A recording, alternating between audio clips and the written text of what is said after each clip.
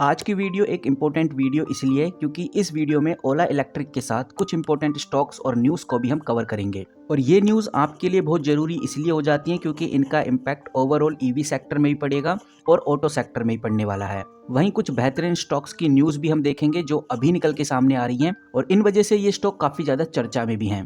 तो चलिए देखते हैं कि भाई ओवरऑल आज की क्या क्या अपडेट्स हैं, क्या क्या न्यूज़ हैं। सबसे पहले हम बात करेंगे one of the most active stock यानी कि ओला इलेक्ट्रिक मोबिलिटी की। यहाँ पर आप डेट चेक करेंगे तो आपको नजर आएगा कि भाई मैंने मोस्ट एक्टिव इक्विटीज खोला हुआ है। ये मैंने एनएससी की वेबसाइट से निकाला हुआ है। डेटा 25 फरवरी 2025 का है।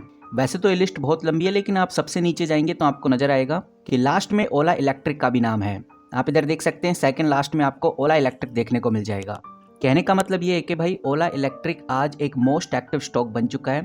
जो स्टॉक काफ़ी ज़्यादा एक्टिव होते हैं उनमें चर्चाएं बहुत होती हैं और इन्वेस्टर का इंटरेस्ट भी उन कंपनीज में बढ़ने लगता है। और मैं 3-4 दिनों से ये अपडेट तो आपके सामने कवर कर ही रहा हूँ जिसमें हमने देखा भी है कि भाई गोल्डमैन सैच है और जो सिटी ग्रुप है उन्होंने इस कंपनी को लेकर पॉजिटिव अपडेट दी है। वो आज भी इस कंपनी को एक बाय की रेटिंग देते हैं लेकिन उन्होंने अपने प्राइस टारगेट को 118 रुपए से घटाकर 101 रुपए कर दिया है। वहीं सिटी ग्रुप भी कहते हैं कि भाई पहले हम इसको 90 रुपए का टारगेट दे रहे थे लेकिन अब हम इसको घटाकर 85 रुपीज कर रहे हैं। और इन सब चीजों के चलते हुए ही ओला इलेक्ट्रिक आज एक मोस्ट एक्टिव स्टॉक की लिस्ट में है। और हल्का सा आपको आज स्टॉक बढ़ता हुआ नजर आएगा लेकिन इसका मतलब ये नहीं कि स्टॉक में तेजी आई है। बट जैसा मैंने आपको बताया कि भाई ओला को लेकर एक और बड़ी न्यूज है जिसकी वजह से तेजी आ सकती है, यानी कि कंपनी ने एक नोटिस जारी किया है। वो नोटिस मैं आपको क्विक में बता देता हूँ, उसके बाद चीजें आगे डिस्कस करेंगे। यहाँ पर आप देखिए मैंने ओला इलेक्ट्रिक मोबिलिटी का स्टॉक खोला हुआ है। डॉक्यूमेंट्स के अंदर चलेंगे तो हमारे सामने लेटेस्ट अपडेट आ जाती है। सिंपली मैं इसको ओपन करूंगा। ओपन करने के बाद इसको डाउनलोड कर लेते हैं। और नो डाउट गाइज मैं इसके ऊपर ऑलरेडी 2-3 बार डिस्कस कर चुका हूँ लेकिन ये अपडेट इतनी इंपॉर्टेंट है कि आपको पता होनी चाहिए। सबसे पहले आपको डेट पता होनी चाहिए 26 फरवरी 2025 यानी कि कल का दिन आपको याद रखना है। 4 मार्च 2025 का दिन आपको याद रखना है और 6 मार्च 2025 का दिन भी आपको याद रखना है। ये वो इंपॉर्टेंट डेट है जहां पर ओला इलेक्ट्रिक के स्टॉक में हमें तेजी देखने को मिल सकती है। गोल्डमैन सैच और सिटी ग्रुप ने तो कंपनी को लेकर पॉजिटिव रिस्पांस दिया ही है।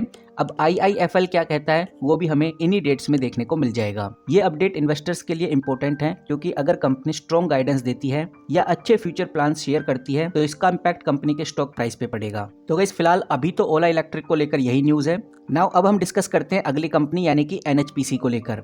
NHPC को लेकर भी मैं बात इसलिए कर रहा हूं क्योंकि ये भी एक मोस्ट एक्टिव स्टॉक है। NSE की वेबसाइट पे मैं फिर से आ चुका हूं और इन्हीं कुछ स्टॉक्स के अंदर आप देखेंगे तो NHPC का नाम भी देखने को मिलेगा, यानी कि NHPC भी एक चर्चित स्टॉक है। इन्वेस्टर्स की नजरों में आज ये बरकरार है। तो NHPC को लेकर जो सबसे बड़ी न्यूज निकल के सामने आ रही है वो यही है कि जो CLSA है उसने NHPC को हाई कन्वेंस आउट परफॉर्म की रेटिंग दी है, जो दिखाता है कि CLS को लगता है कि NHPC का शेयर आगे और अच्छे रिटर्न देने की संभावना रखता है। तो गाइस इसीलिए ये स्टॉक काफी ज्यादा चर्चित है और आज भी इन्वेस्टर्स की नजरों में बना हुआ है। कंपनी के इंपोर्टेंट रेशोज में आज भी कंपनी का मार्केट कैप 77,000 करोड़ का है जो कि बहुत अच्छा है।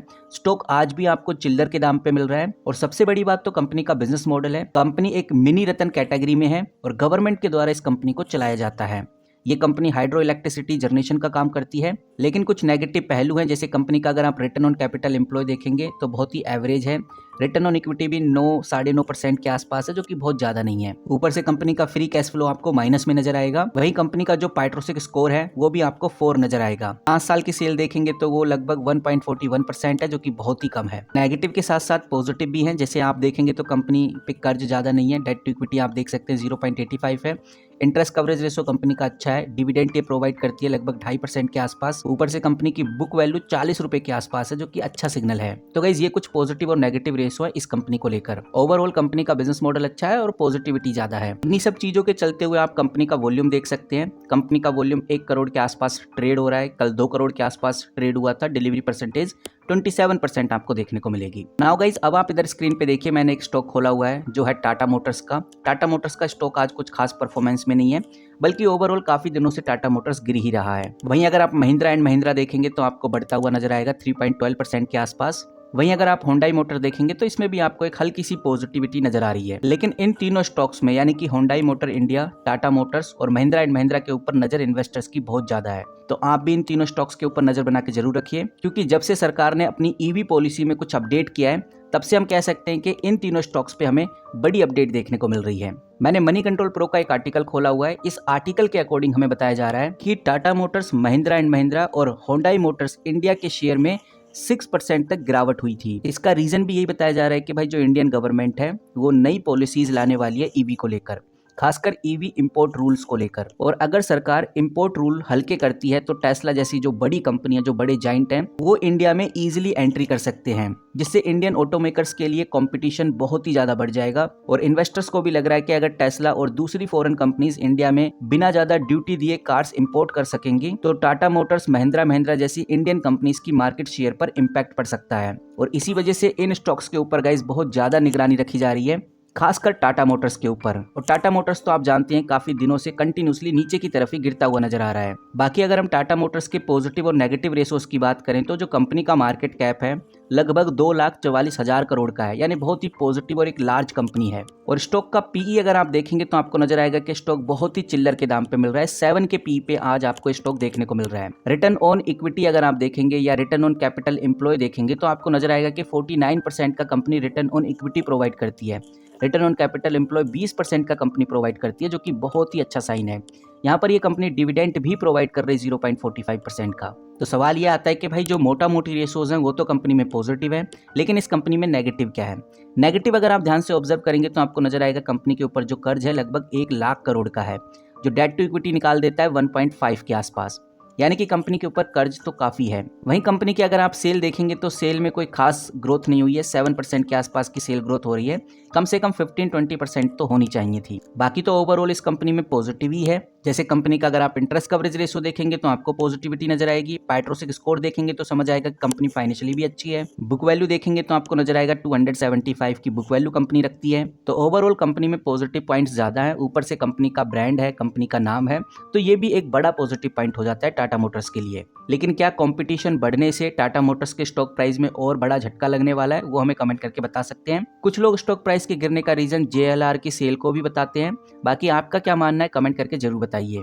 नाउ अगर हम महिंद्रा एंड महिंद्रा की बात करें तो भाई कंपनी का मार्केट कैप लगभग 3 लाख 3.5 लाख करोड़ का है, जो कि एक बहुत बड़ी कंपनी है और ये टाटा मोटर से भी काफी बड़ी कंपनी है। स्टॉक का पीई आज भी 28 पे मिल रहा है, यानी कि आज भी ये स्टॉक बहुत सस्ते दाम पे मिल रहा है। लेकिन टाटा मोटर्स के हिसाब से इस कंपनी का जो return on capital employ, return on equity थोड़ा कम है, क्योंकि टाटा मोटर्स तो 50% के आसपास रिटर्न ऑन इक्विटी प्रोवाइड करता है। यहाँ पर कंपनी का फ्री कैश फ्लो भी आपको नेगेटिव में नजर आएगा 15,000 करोड़ के आसपास। इंटरेस्ट कवरेज रेशो भी कंपनी का कम नजर आएगा और डेट टू इक्विटी भी आप देखेंगे तो 1.66 है, यानी कि लगभग 1 लाख करोड़ के आसपास का कंपनी के ऊपर कर्ज भी है। 5 साल की सेल ग्रोथ भी काफी ज्यादा कम है, लगभग 5.84। कंपनी का पाइट्रोसिक स्कोर भी इतना अच्छा नहीं है जितना टाटा मोटर्स का था, लेकिन ये कंपनी भी डिविडेंड तो प्रोवाइड करती है 0.78 के आसपास का।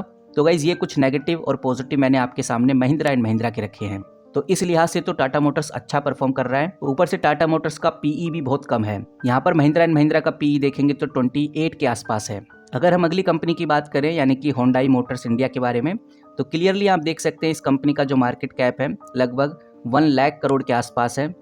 स्टॉक का पीई 24 है, यानी कि ये भी एक सस्ते प्राइस पे ही आपको मिल रही है। लेकिन टाटा मोटर्स इससे भी सस्ते दाम पे मिल रहा है। बट इस कंपनी का रिटर्न ऑन कैपिटल एम्प्लॉय देखेंगे या रिटर्न ऑन इक्विटी देखेंगे तो बहुत ही लाजवाब है। अगर टाटा मोटर से कंपैरिजन करें तो उसके इक्वल तो नहीं है, लेकिन महिंद्रा एंड महिंद्रा से ज्यादा है। ये कंपनी का इस डिविडेंड बिल्कुल भी प्रोवाइड नहीं करती, जहां टाटा मोटर्स और महिंद्रा एंड महिंद्रा प्रोवाइड करती हैं।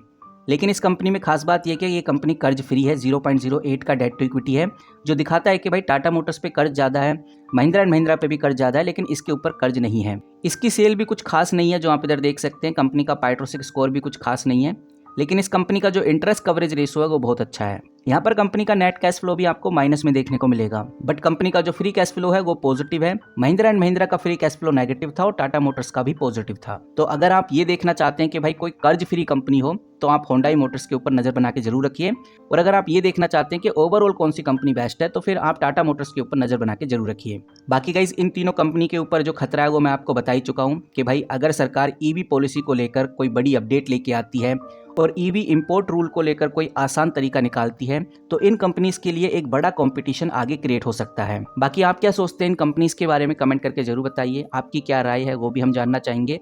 मेरी तरफ से कोई भी बाय सेल होल्ड रिकमेंडेशन नहीं है, लेकिन अगर आप इसी तरह से अपडेटेड रहना चाहते हैं, जो लेटेस्ट न्यूज़ जो अपडेट आ रही है उनके बारे में इसी तरह से जानना चाहते हैं, तो चैनल को सब्सक्राइब करके रख सकते हैं ताकि आपसे कोई भी अपडेट मिस ना हो सके। मिलते हैं गाइस किसी नई वीडियो के साथ, तब तक के लिए take care and good bye.